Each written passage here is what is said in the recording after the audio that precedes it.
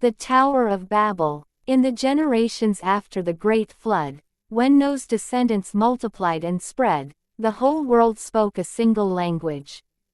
With one tongue and one understanding, they journeyed together, searching for a land where they could settle and make a great nation for themselves.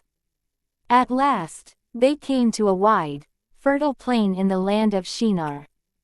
Seeing its richness, the people decided, "Here we will build our city, and we shall make our mark upon the earth." But they did not wish to be scattered. Instead, they longed for power and recognition. "Come," they said to one another, "let us make bricks and bake them well." They replaced stones with bricks and mortar with tar, perfecting their craft. Then, their ambition grew greater, and they declared, "Let us build a city, and in its heart, a tower that reaches the heavens. With it, we will make a name for ourselves, so that we may not be scattered over the face of the whole earth." The people worked tirelessly, laying brick upon brick, stone upon stone. Their tower stretched ever higher, piercing the sky like a monument to their own strength and wisdom. Day and night, they labored, convinced that their unity and skill would make them equal to the heavens. But the Lord looked down upon the city and the tower. He saw their pride, their hunger for glory, and how they sought to challenge His design for the world. With concern, He said, "Behold, the people are one, and they all speak the same language. If they can accomplish this, then nothing they plan will be beyond their reach. They will grow in arrogance, seeking their own power rather than my will."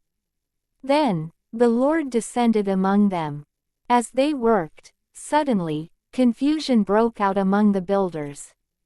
A mason called for more bricks, but his words became meaningless to his fellow workers. A carpenter asked for wood, but his companion only shook his head, unable to understand. One by one, the workers turned on each other, shouting in frustration, their tongues twisted into new, unknown sounds.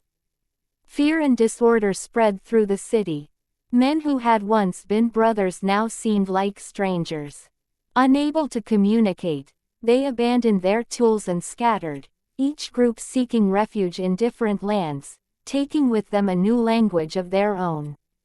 The great tower, once a symbol of their unity, now stood unfinished, a broken monument to their lost ambition. The city itself was left behind, empty and desolate. From that day forward, it was called Babel, for there the Lord confused the language of the world and scattered the people across the earth.